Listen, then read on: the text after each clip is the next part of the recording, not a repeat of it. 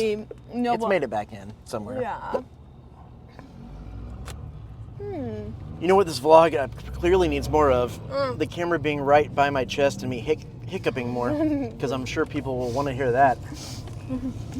It's like the world's worst ASMR.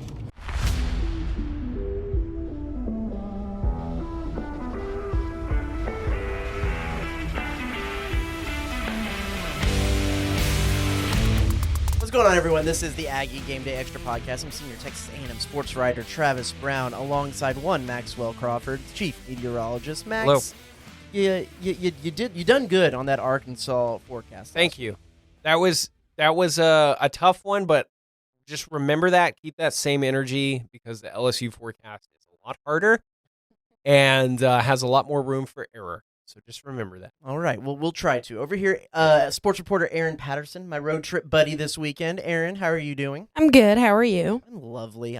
We're going to get into all of that a little bit later because, it was a fun little road trip. It was a very fun road trip. It was fun for everyone who was covering it because we had a good time, and it was also fun for A&M fans who were watching it because It was fun eventually.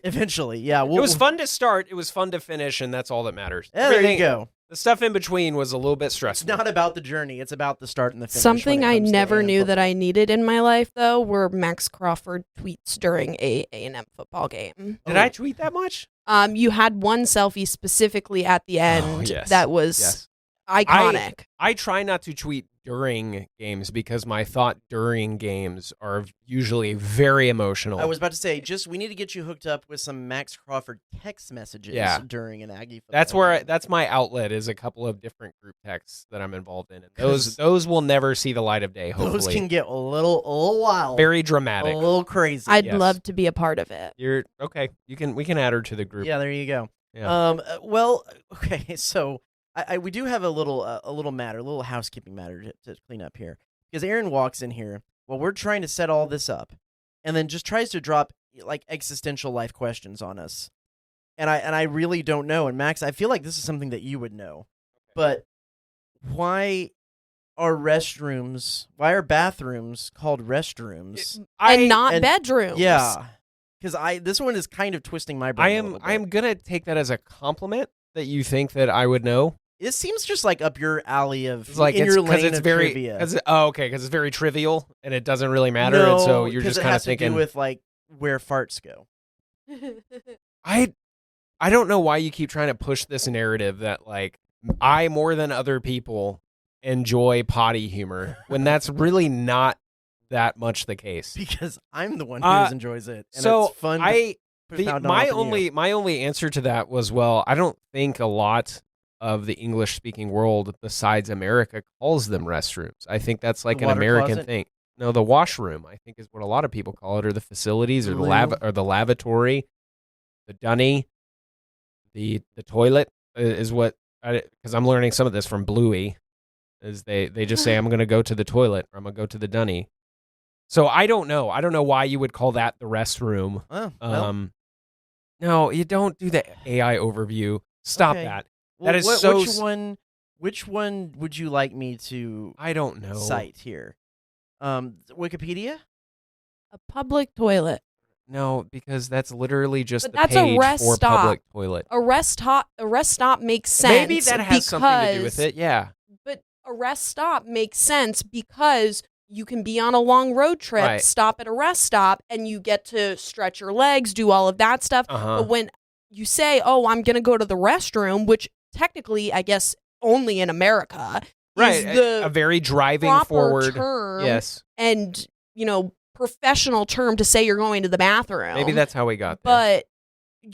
But restroom, like, you think that would be associated with a bedroom because you're going to rest. Right. Why would that not be the rest? Well, I totally understand what you're saying. From different sources on the interwebs, like good for you for actually searching some of the things instead of just reading the AI you're overview. talking to the person who uses the least amount of AI. But you were about to. Well, because it's about restrooms. Okay, well, let's see what it says. They originally referred to a separate room in the public buildings set aside for rest with chairs and couches, which eventually included toilet facilities.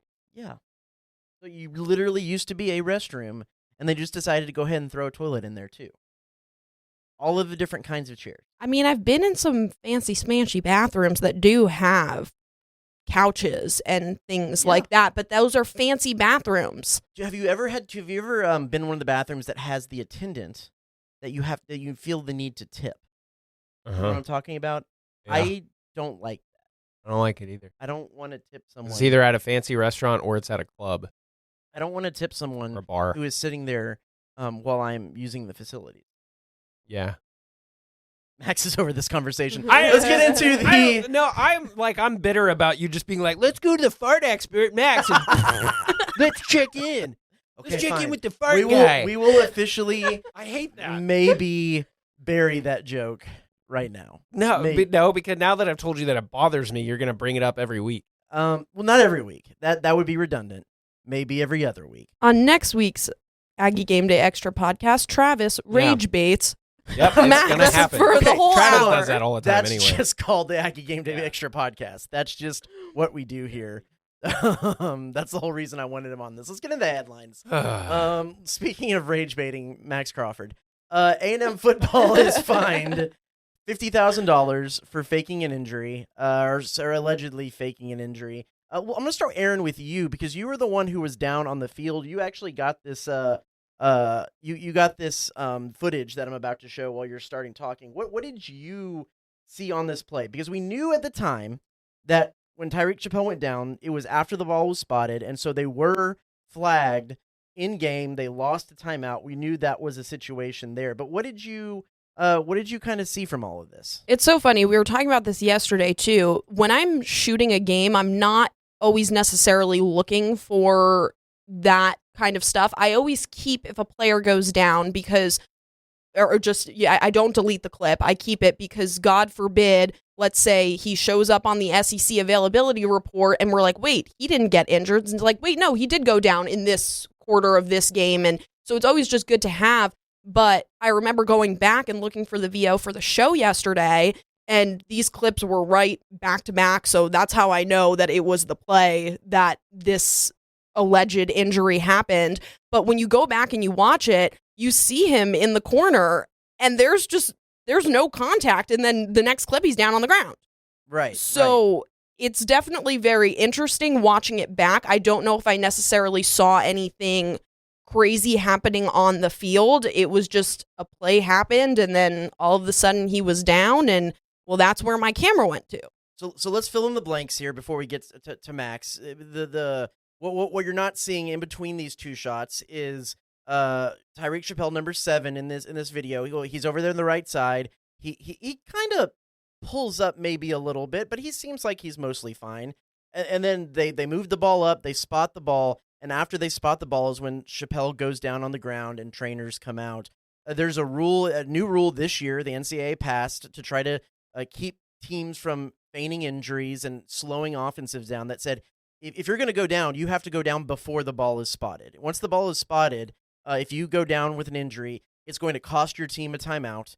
And if your team doesn't have a timeout, it's a 5-yard penalty. So A&M did have a timeout right here.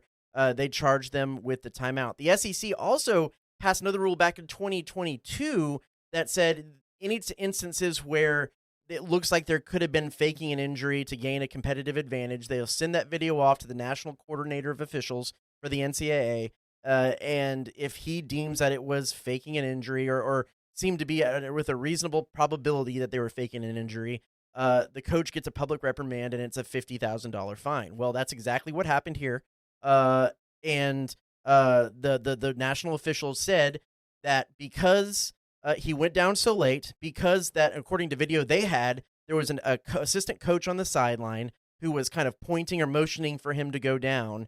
And because he came back in the 2 defensive plays later, they believe is that true though? Was, did he come back in 2 plays later? Or did he not come back in until the next series? It was so they scored right after this. So it was 2 plays on the next series is when he came back in.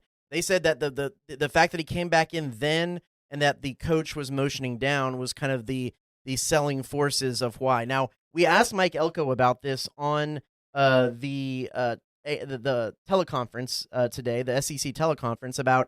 I asked him if he was at all involved with the investigation process. Did they get to plead their case? And then he was asked kind of to elaborate what that case was.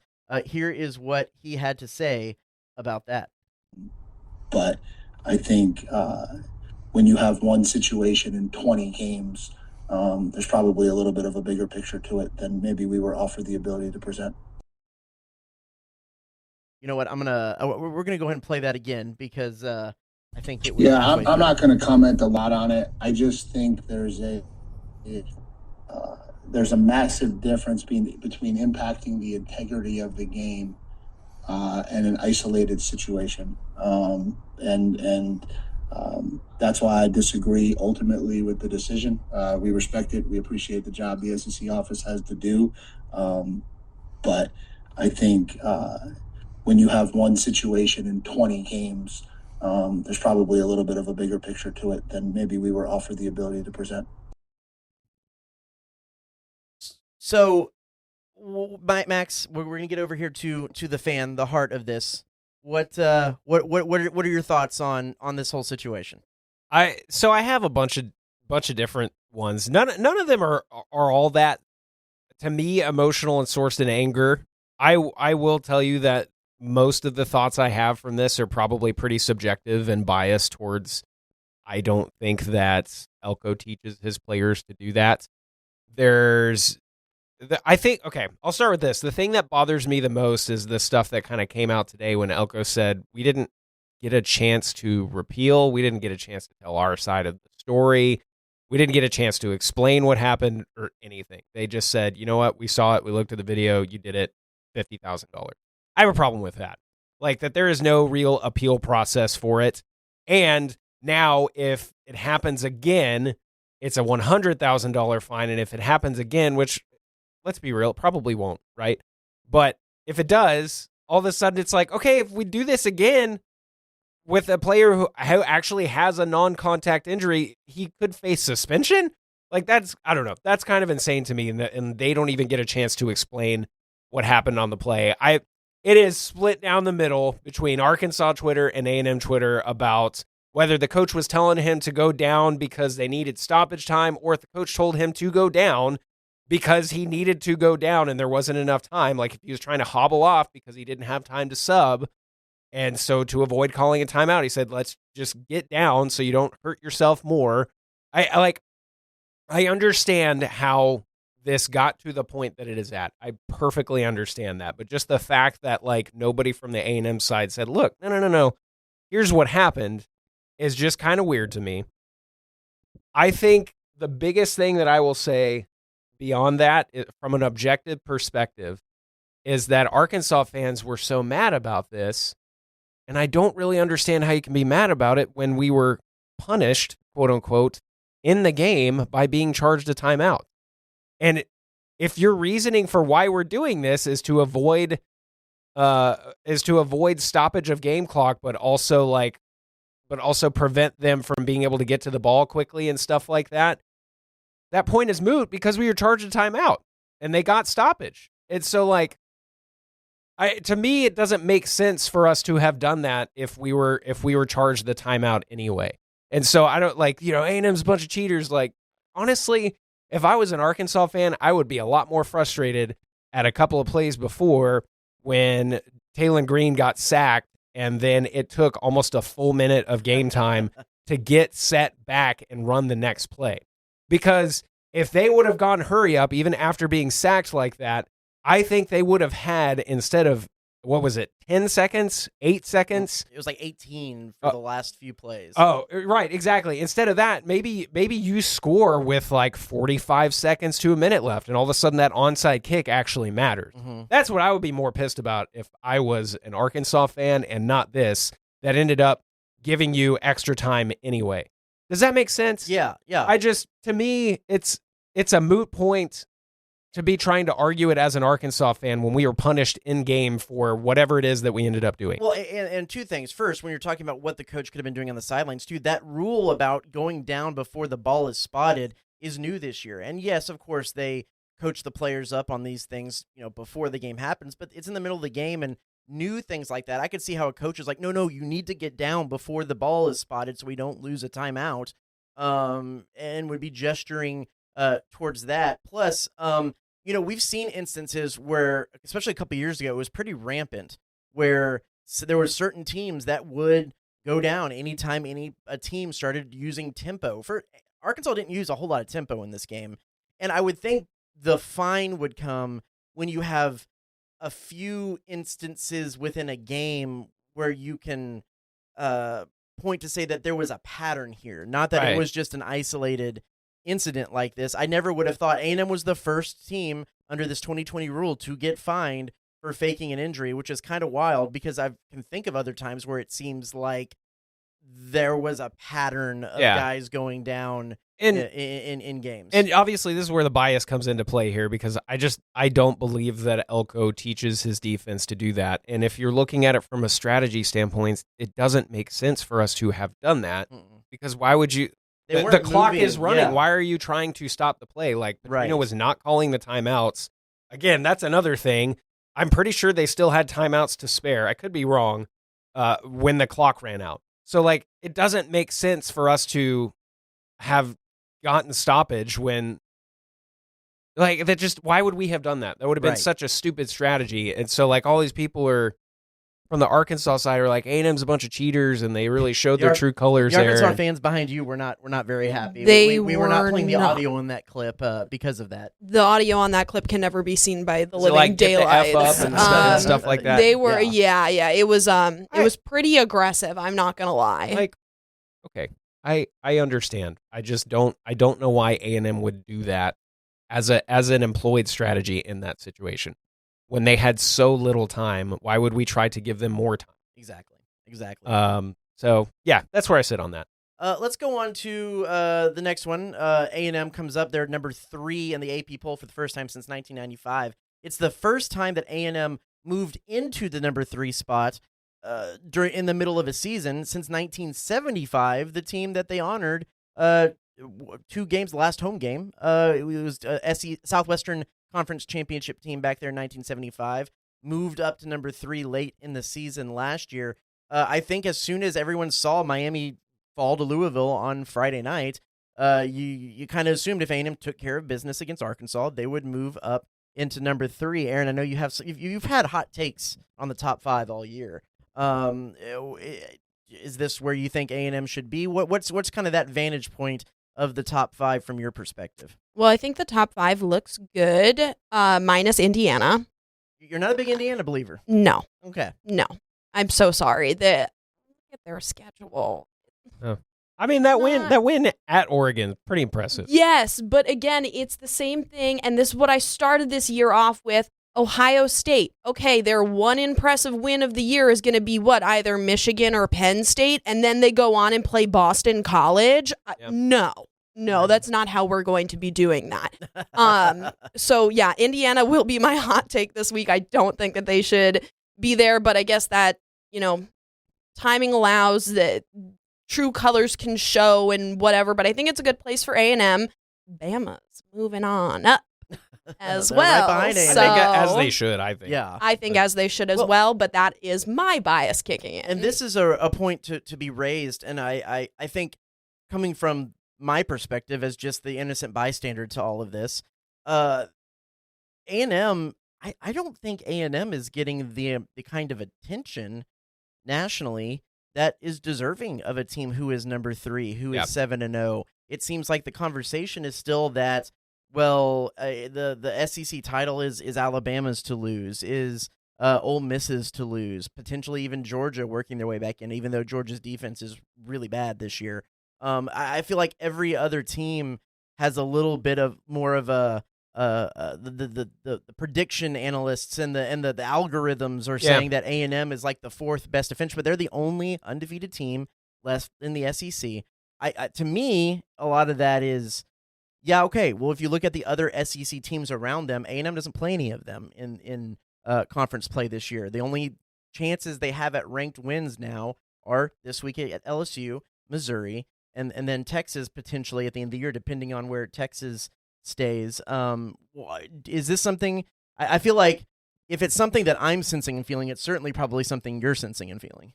I mean, maybe a little bit, because there's still a part of me that's like, at this point last year, we had almost the exact same record. because we were 7-1 when we lost to Notre Dame, and then we lost to South Carolina to make it 7-2, and so our record really wasn't that different just ahead of Halloween. And people were talking about, the surging of A&M and Elko's first year and stuff like that. And so I can understand why some media types are still in a wait-and-see approach. I think if we beat LSU, I think you're going to hear people talking a lot more about A&M because people are going to start looking at A&M's schedule and seeing, yes, at Mizzou and at Texas. But if you assume that, a flailing South Carolina is going to come in here and probably lose, and obviously we have Samford after that, you're looking at a 10-win team. And a 10-win team with that out-of-conference victory against Notre Dame is very likely going to get into the playoff and maybe even go to Atlanta. So, I don't have a problem with the lack of attention. I also think that Vanderbilt has kind of taken some of that, media darling and underdog sweetheart type of story away from A&M. So, all that to say, I have no problem at all flying under the radar with this.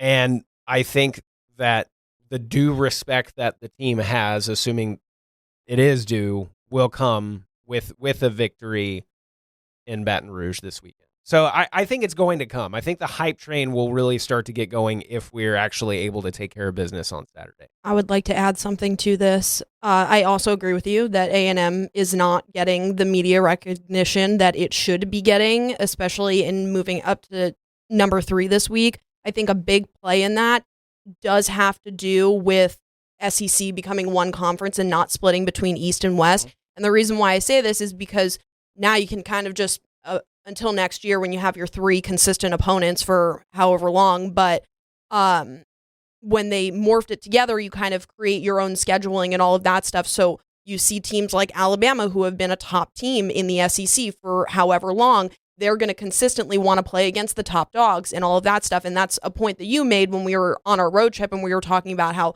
I was upset that LSU wasn't a set in stone team for Alabama to play every year. Well, it's well, they split it up that way probably because they don't want to see, Alabama come back and oh, we have the hardest schedule. And so I think that it plays a role in it. And I think A&M, sorry, Max, has been just a middle tier team for the SEC for so long that it is kind of all right, cool, they're there, especially when you, again, have Vanderbilt, who actually is pretty good this year.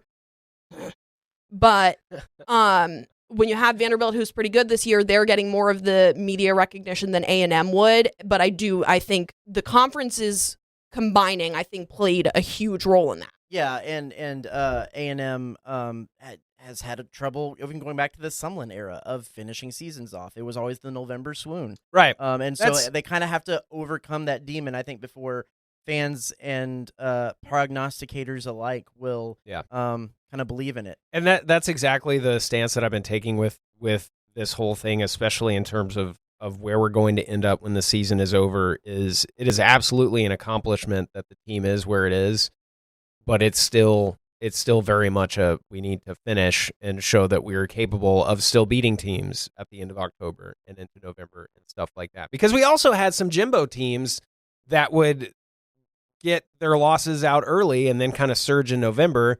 But, that was just a 4-team playoff back then, and you could just really kind of hope for New Year's 6 or the Citrus Bowl or something like that, and, you'd get your recognition there. But now it's all a completely different playing field. And if you look at the metrics and stuff like that of who's most likely to make the playoff and stuff like that, A&M, Bama, and Ohio State are the top 3 every time. Indiana's up there as well. So, assuming you beat LSU, I think that is just one more nail in the BAS coffin that has to be drilled in before people are okay, maybe they are for real this year. Sure. And to me, especially considering what we have accomplished so far this year, it makes that playoff berth and maybe playoff wins that much more reasonable to expect and hope for, considering the accomplishments that we've had. And so that's where you get to kind of tote your accomplishments so far and say, well, we haven't technically done anything yet, but what you have done thus far is what could allow you to actually have significant success down the road. And that's why I think, assuming we win, we've got ourselves not only in pole position to either go to Atlanta make the playoff, but I think we have that with a little bit of wiggle room too. Mm-hmm. Let's. I just want to touch on this, just mention it, because we're probably going to get into some of this during the matchup. But A&M's defense gives up the most yards they have all season against Arkansas. It wasn't necessarily the best defensive game for the Aggies, and Taylon Green had a lot to do with that. We'll break that down a little bit more in the matchup, but I know Mike Elko said this has been a focus of the practice. In fact, it's something that they had talked about right before he came into the Monday press conference, was being a team that can stop the run and fill those, not have those same misfit issues. The one I want to touch on before we go, in the other sports outside of football, Aggie soccer faces a must-win game against Kentucky on Sunday. They have to win this game to be in the contention for a three-way tie, potentially, for the last spot in the SEC tournament. They're in the low 60s in RPI, which isn't going to cut it to make the NCAA tournament. So they're going to have to get into the tournament, and they're going to have to win some games in the SEC tournament against some ranked teams to bolster that RPI to be able to get into the tournament. And the other factor to all of this is that head coach G. Gary's contract is up in March of next year. So he's out of contract after this. It hasn't necessarily been a great run for the Aggie soccer over the last 4 or 5 years. And so their decisions will have to be made after this. I would very much say that head coach G. Gary, who's the only soccer coach A&M has ever had, is certainly playing for his job in this game. Yeah, there's not much more I can add to that because I don't really like to talk about job speculation and things like that. So I mean, I'll just say that it's an absolutely incredible achievement that as long as the program has existed at A&M, he's been the guy. So is it a situation where maybe he just kind of retires at the end of the year, or maybe he decides he still wants to coach? Yeah, I don't know. I don't want to go beyond that. No, I totally understand. I mean, they are at certainly different ages, but there is a Gary Blair model. Exactly. This as well when it comes to potentially hanging it up and finding some other adventures. So. Over 40 years ago, my parents started C&J Barbecue, and today we continue to honor Dad's legacy with the best barbecue in the Brazos Valley. With locations on Harvey Road, Southwest Parkway, and our newest location on William J. Bryan, we carry on our family tradition of serving up award-winning barbecue, sides, and desserts. We also offer delivery, catering, as well as custom menus and private chef services. Come visit us today for some of the best barbecue around. C&J Barbecue. The C is for Chip, the J is for Joe, and the barbecue is for you. Let's go ahead and go into the matchup this week. A&M heads over to Baton Rouge to face LSU in Death Valley. That is Saturday at 6:30 p.m. in Tiger Stadium. It's going to be the primetime broadcast on ABC. I assume we'll have Kirk and Chris. Usually that's their time slot. That's who it was last year, too. In this matchup. There's nothing like going to see a night game in Death Valley. It's going to be one of the few, as we talked about earlier, one of the few ranked matchups that A&M is going to have remaining on their schedule as LSU comes in here at number 20 after losing to Vanderbilt last week. It's hard to get a good necessarily feeling on this one because LSU came into the season really highly ranked. I think the matter of where they are in their ranking is still leaning on the fact that how highly ranked they came into the season. Their defense is solid. It's really pretty good. Their offense is not really that good. And so I almost think that Florida, and that even in some instances Arkansas last week might actually be a tougher test on paper when it comes to the skill on the field than LSU this weekend. I think Tiger Stadium is a little bit of the X factor that plays into. But if you played this A&M, if you played those 3 games all at AT&T Stadium, I think LSU might be I want to say easiest, the least difficult for the Aggies of those 3. But Tiger Stadium adds a whole different thing into that. Max, what do you think about that? Well, I think that's exactly why at the beginning of the season when we were trying to figure out what the record was going to be postseason, and I said 10-2, and I got a lot of flack from that, just mainly from just like Facebook commenters, not like my Aggie friends. But I mean, my 2 losses were Notre Dame and LSU for the very reason that like I'll believe a win in Death Valley when I see it, because we haven't yet since we've been in the SEC.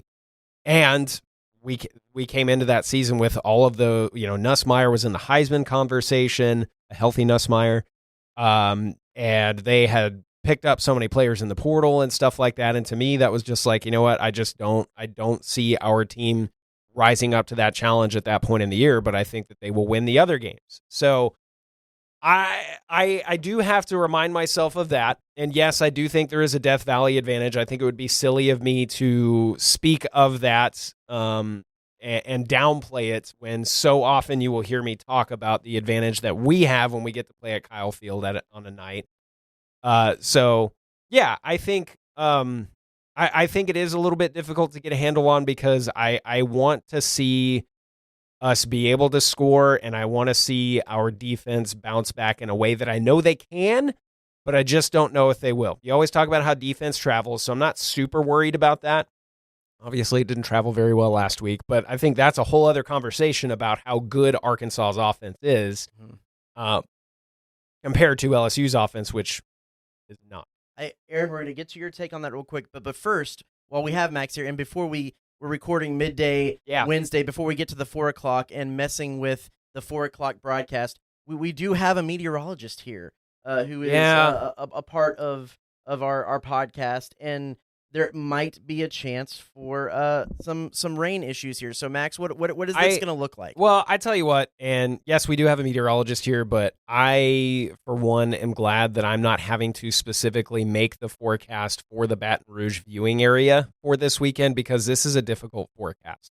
And the biggest reason I can tell you that is because it was a lot more cut and dry. There's a low moving right over Arkansas. Here's when the front gets here. There's going to be some storms ahead of it. They might be severe, that type of thing. We are even able to nail it down, timing very, very well. They were able to get that delay, I think, the perfect amount of time, all that stuff.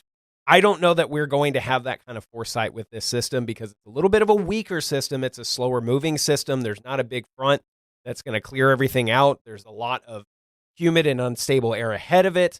So this could be a situation where the forecast evolves very quickly, so it's going to be one to check. And I think it should be one where you prepare for this game pretty much just like you did for Arkansas, except you're not going to need the jacket afterwards, because there's not a big front with this.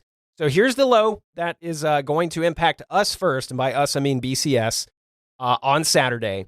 And it continues to track across the state of Texas. Eventually, we clear that out, and then the concept here is that those thunderstorms will keep migrating to the south and east and eventually move into Louisiana and then into southeastern Louisiana, most of which models are saying that's not going to happen until after midnight on Saturday. However, as we go into a couple of different models, I'm showing one that's a lot earlier here. We also only have so much high-res data that goes until about Saturday morning. There is Saturday morning at about 6 a.m. That is the newest data that has not looked like this, and it is much, much quicker now.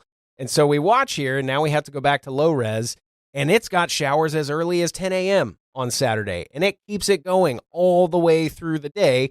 None of this looks particularly strong after maybe that first wave, and so right now that is the outlier, so that's why I'm going with pre-6 p.m., still only scattered activity, if anything.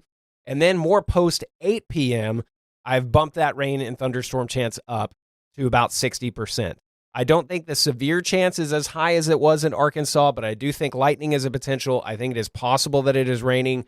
Right now, though, if I had to make the call right this second, I would tell you that I think the rain is going to hold off until after the game. That being said, this is going to be a tricky system. It's a lot harder to forecast for Louisiana with this particular system that's rolling through, because it's going to be farther away. It's going to be a little bit weaker by the time it rolls into Louisiana. And so with that, there's a lot more uncertainty. So there's my rant about that. If you're watching this or listening to this on Friday or Saturday, the forecast has probably changed. And so look for that with the local Baton Rouge meteorologist, or of course I'll be updating it through the week and into the weekend as well. So Erin, our good friend Tyler Shaw will be back. He'll be on. He stole the LSU game. He stole it from me because his little boy James came a few days early. So his anyway, parental leave comes up. But the rain is karma. you might not be stuck in the rain. Yeah, You didn't have any rain on the sidelines at Arkansas. I did not. So that's a positive. Karma, Tyler. So what are your thoughts on this matchup and then with some weather involved with it? Yeah, well, so I think kind of reiterating what you were saying, Travis, but taking it to a little bit more of an extreme, I think the only advantage for LSU in this game is the fact that it's a home game. Okay. That is literally, I think, and it's a night game as well. But I think that is the only advantage is this game is in Death Valley, because when you look at it, LSU's offense is not very good. LSU consistently has a good defense. I think they are a better defensive program than they are an offensive program just overall. And when you look at their defense, again, Travis, like you said, I think Florida had a better defense than LSU did. And with the way that A&M has been able to produce on offense, I don't think it's going to be relatively hard for A&M to score on LSU. Now, on the back end of that, obviously, very poor defensive performance from A&M in Arkansas. But I think that was maybe just because, not necessarily that they weren't prepared for the high level of offense that Arkansas was. I think they were. I think it just hit them more realistically during the game that they weren't prepared for. So now it's kind of like during this week of practice, they were looking at it and they said, okay, we just got not steamrolled, but we didn't have a good showing against Arkansas. So now we're going to put in 2 times the work and we're going to go into Death Valley against a team that doesn't have nearly as good as an offense of the team we saw the week before. So I think as long as the defense doesn't get into a mindset of, oh man, I think they're going to be okay. I don't see this as, I get it's a highly anticipated matchup because, again, it's LSU and Death Valley, but I think that A&M, as long as they produce performances like they did against Auburn and Mississippi State and Florida, I think that they could easily walk out of LSU with a win. I think so too. We look at some of the stats here. Of course, the stats back up exactly what we're saying. A&M has a great offense. The defense is 37th in the nation, good too.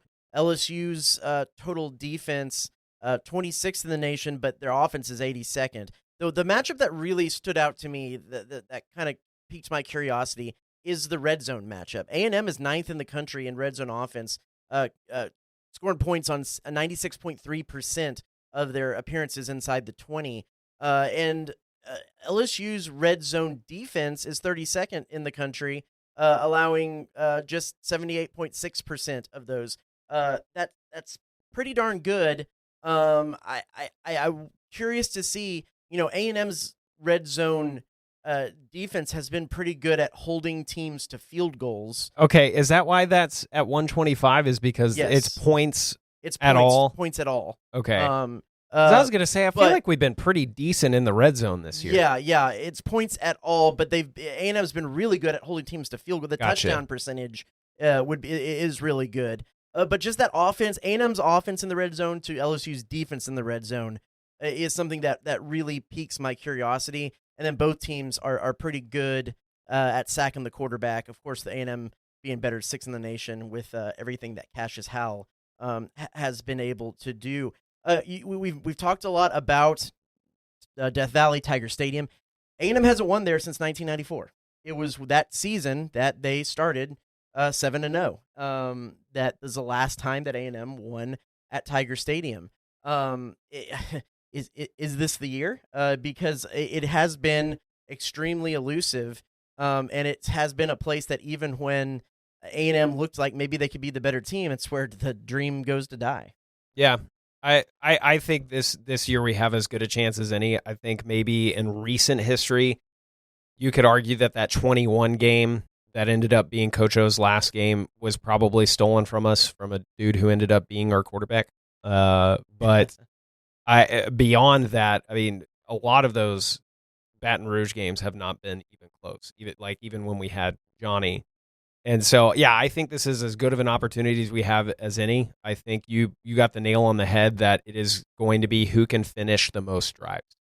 I think LSU's biggest problem is they can move the ball decently well enough, but they can't punctuate and get a field goal or get a touchdown. And I think that when you start to bring the Death Valley conversation into play, that's exactly what you look for is, are we going to be able to finish drives? We have a field goal kicker who has been pretty shaky this year.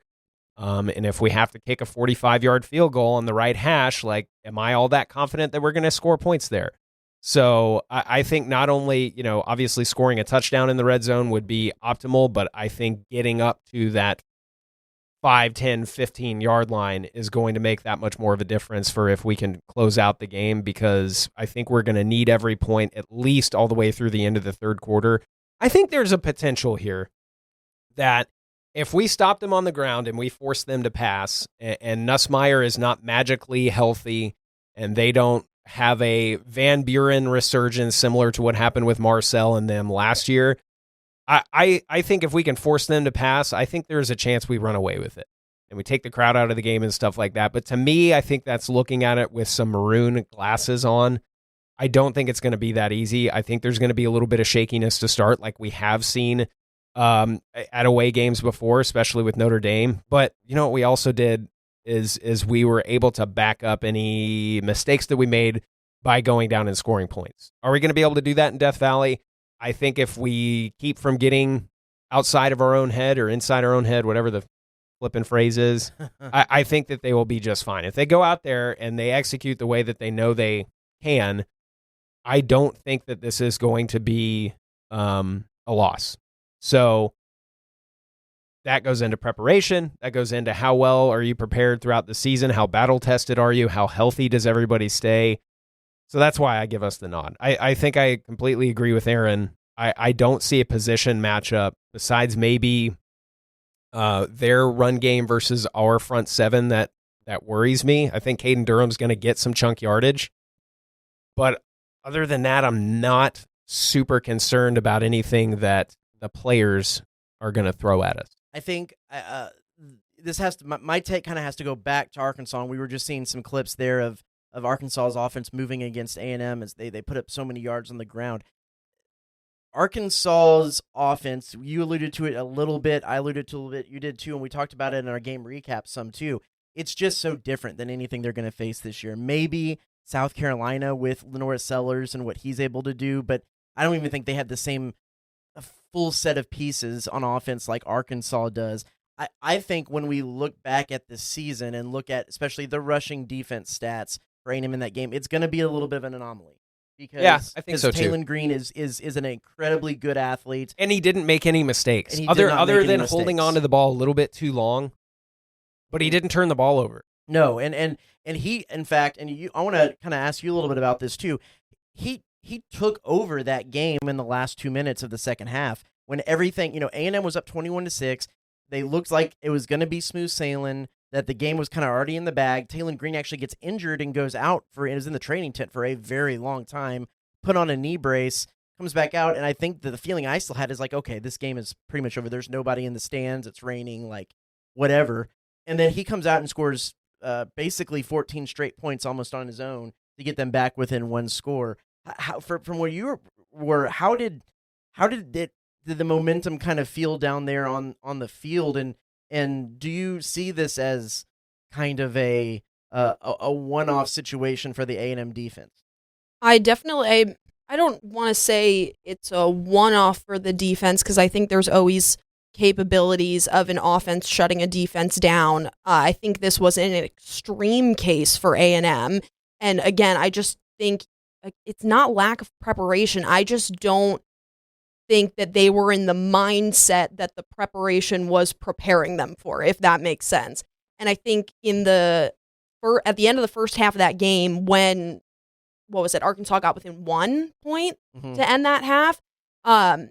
For me, I was kind of on the same playing field as you, where I didn't really even notice at halftime that it was a 1-point game anymore. I also thought it was kind of just, all right, that's going to be it. And then obviously the second half was the second half. Energy completely shifted in the building. We heard Ashton Bethel-Roman talk about that, where it's like they came out at halftime and it was, a packed stadium pretty much, which I was not expecting when I walked out at halftime either. So I was like, oh, okay, now we've got a little bit of a ball game here because the crowd always makes factors to it. But I don't think that A&M is going to see another quarterback like Talon Green, because he really did just show every possible weakness of this defense that he could with the end of that first half and a little bit in the second half as well. They were able to rush him out of the pocket, but I think the big thing, now I'll get into what they weren't prepared for. I think what they weren't prepared for with Taylen Green is his abilities to make plays out of the pocket, because not anytime he got out of the pocket, but a lot of the times he got out of the pocket, he was getting a first down, making a pass for a first down, or just making a play to put Arkansas in a better position to get a first down. So I think that was something that they maybe weren't as prepared for, but that also comes with the fact that it was Bobby Petrino and they hadn't seen a lot of his offense yet. I mean, I know some of the players had him as the OC here, but at the same time, it's kind of like a lot of the teams that A&M has seen this year when there's not a ton of film on what game plans and schemes other teams are running. That's obviously a little bit harder to prepare for. So I think there are a couple of things at play here. Number one, I think that what you saw with Taylen Green, Sellers is maybe capable of a little bit. I don't think he's as good of a passer. I think he's just as hard to bring down. I don't think he's as fast. And I happen to think that Arch has a couple of tendencies that maybe people wish Arch did what Taylen Green does, and I think a lot of people thought maybe he could, because Arch can run, and Arch has got those gazelle legs too, that all of a sudden it's a 40-yard gain, and you're like, how the heck did that happen? I happen to think, and remember, I'm especially on defense, I'm very rarely going to talk about scheme and play calling and things like that, but I can talk about philosophy. And I happen to think that the plan with Taylen Green was, you know what?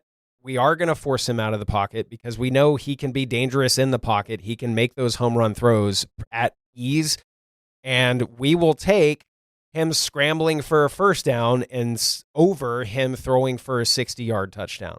I don't think that the plan was to allow him to run for 45, 65 yards, but I do think that there was a little bit of a plan there, gap responsibility notwithstanding, to make him uncomfortable and force him to get out of the pocket. Now, then you can talk about linebackers being able to catch up to him and pursuit angles and all that stuff. That, again, is beyond my pay grade, but I do think that there were certain parts of the defense that were executed the way that they were meant to make him uncomfortable and get out of the pocket. The problem was he didn't make any real mistakes, especially in the turnover game. And when he did get out of the pocket, he proved to be just as dangerous as when he was in it. And I don't know that they were quite prepared for that. I think they thought that the Taylen Green of old would do something that would force a turnover, or that maybe there'd be a few more of those losses for 25 yards. And we even were able to get a couple of those, right? So, yeah, I do think it's a one-off as well, but I also think that it could be a cautionary tale for, like, hey, there are some quarterbacks that we're playing, like Pribula is a good quarterback too, who can improvise, and we need to be prepared for that. Mm-hmm. So, yeah, I think that defensive performance is not something to get all that nervous about, considering how well we have done in the games prior, but maybe it is something to keep in your back pocket and say, hey, we need to not ever do that again. Mm-hmm. We're coming up a little bit on some hard outs here as we're recording this. Let's go ahead and go to the predictions. Who wants to go first? Not me. No, Max, no, hey, you know what, Travis? You got it right on for the Florida game, and I want to say, without an Arkansas field goal, you would have gotten it completely right. Don't again. Boost his ego. So go ahead. No, why don't you just go ahead and do the prediction this time? I am most curious to hear what you have to say about this game, because I have two predictions and I haven't even decided which one I'm going to say yet. So you're going to you're going to $1 me? Maybe. Yeah.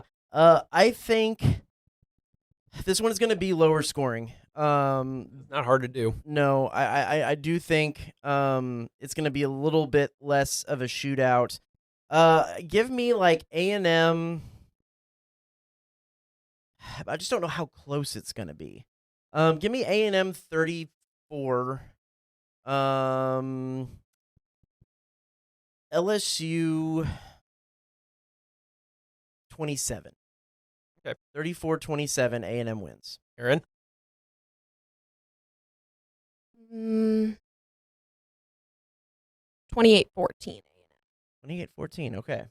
I think there is a sneaky chance at this. Everybody's like, two good defenses versus at least one offense that like just can't figure itself out, and so maybe it does end up being a low-scoring game and stuff like that. That's why I said earlier, like I think A&M has the bigger potential to run away with this than LSU does, but I still don't think that's going to happen. And so, like I mentioned at the beginning of the season, I thought this was a loss. And I think that this is going to be another, we have to grind it out and find a way to win type of deal. But I think that we are going to hold on to the lead for the entire game like we did with Arkansas. I don't think it's going to be quite as much of like, okay, they scored, we have to score again. Okay, they scored, we have to score again. Mm-hmm. But I think that like the theme will be similar. And so I am doing something like a 31-28 or even like a 31-30 type of win. Okay. I do not think it's going to be a comfortable win, and I don't think that anybody is going to complain when the clock goes to 0 and we just have 1, 2, 3, 4 more points than them. And part of me is really leaning towards, like, I know I said low-scoring game and still had A&M scoring 34 points. Part of me is almost even leaning like it could be another one of those, like, 24-17.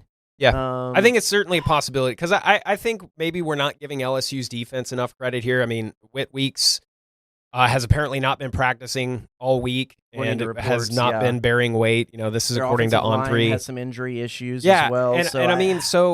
Right, yeah, I think that they said their left tackle is very likely out, and so there's absolutely opportunity for us to exploit things here. I just don't know if we're gonna do it. Yeah. And that's not a lack of confidence or BAS or anything. I just think it's hard to go to LSU and win a football game. So, yes, I think that A&M could run away with this. I just don't think that they will. Yeah. Let's go ahead and head around the SEC. We're gonna bring this one a little closer to home because this was like your first road trip with us here at KBTX. It was like an actual road trip. And hit the road. It was my first road trip as a working adult. Well, there you go. So I mean, we were literally around the SEC, driving through Oklahoma up into Arkansas. What were some of? Let's keep the game aside. Some of the highlights of the trip. My Buc-ee's onesie, for sure. There was a Buc-ee's onesie that was purchased. I did. It's very comfortable. I have taken many a naps in it since buying it. So hooded head up or down? Up. Oh, good. Yeah, because it kind of works because if I, my head falls off my pillow, the teeth to where Buc-ee's mouth is, that's also kind of cushioned, so it's like another pillow. So I think, good. Yeah, I think that was a highlight. Our vlogging was very fun. The food we had was really good on the trip. Food. There was a place, Calico Country in Fort Smith, Arkansas. That is kind of your classic home cooking chicken fried steak kind of place.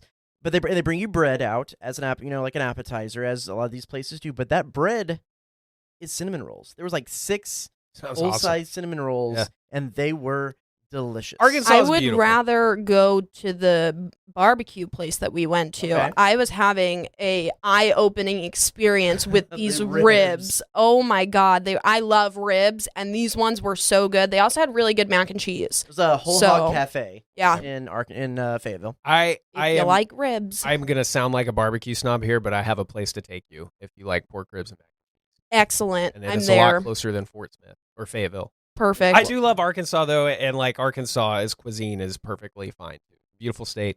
I would never admit that to an Arkansas fan, but the drive into Fayetteville was very, very pretty. It's nice. I was not, because everyone was kind of saying the drive was going to be pretty once you got into Arkansas, but I feel like when we were just getting out of Oklahoma and getting into Fort Smith, it was still that kind of, not really much going on. Is it Fort Smith where, I'm sorry, Erin, is it Fort Smith where you do get off of that one road and then get on the highway to Fayetteville where there's like a little roundabout and a big overpass, and then for a lot of it you're kind of above the trees? Yes. So that part of the drive, once we were doing the drive from Fort Smith to Fayetteville, I was like, wow, this is really pretty. There is not a whole lot of glamour in our job, even though it seems so glamorous. We had to record at 5 o'clock, and we had to do a 6 o'clock hit. The 5 o'clock hit, we pulled over in McAllister, Oklahoma, and did just a random hit in the park there. I have a buddy actually who like proposed to his wife in that park, and I was all excited to send him a picture of hey, we did a live shot, and he was like, what am I looking at? I'm like, it's literally the place that you proposed to your wife. He's like, oh, I didn't even remember that. So shout out to him. And then we were gonna do a live hit in Fayetteville. The traffic in Oklahoma stopped us. We pulled into Fort Smith, rolled right off the highway. She was still in her pajama pants. And we did a live hit right there on the corner in front of the big Fort Smith sign. Photogs don't have to wear nice clothes. Oh no, she was on camera. Like she had the KBTX. She had the work mullet. Gotcha. Mullet. Yeah, so when we got out of the car in Oklahoma to record the 5 o'clock, I threw on my KBTX shirt, and then I knew that we were only about like 45 minutes from Fort Smith, or however long it was, maybe an hour. And I said to Travis, I'm like, look, if I need to change, I can find a place to change. But if we can maybe shoot from, waist up, and I can stay in my pajama pants and Crocs, which I did white balance the camera with my Crocs. Perfect. Legendary. Then I'm cool with that too. And so that was my very first live shot ever in pajama pants. I want to know what the producer's perspective was when they're like, hey, it's like 30 seconds to a shot. They're like, hey, you need to white balance your camera, which is you hold up like a white piece of paper and it helps get the color balance right on the cameras. And we're like, we don't have a piece of paper. What are we gonna do? And she's like, I got it. And she pulls up her Croc and it just shoves her shoe right into the camera, and we white balance it. And I just want to know what the producers were thinking. Delaney said it was great. Yeah, she loved it. Clean Crocs. So they were not bad. They were not bad. No. Good. I keep my Crocs relatively clean. I think. Crean. Tom Crean. Well, thanks everybody for giving us a few minutes of your time this week. Hopefully you left us learning something new about this A&M football team as they head over to Tiger Stadium to take on LSU this weekend. So be sure to stick with Max on social media. He's going to have that forecast updated as things get a little bit closer to game time in Baton Rouge. Erin will be on the 5, 6, and the 10s, and then me and Tyler will be out there in Baton Rouge covering some A&M volleyball, which is out there, A&M football, and then A&M men's basketball on the way back up through Houston. They have their exhibition match, so we'll be hitting that as well. Check KBTX.com for everything we have from those as well. So for Max Crawford, Erin Patterson, I'm Travis Brown. This is the Aggie Game Day Extra Podcast. We'll see you next week.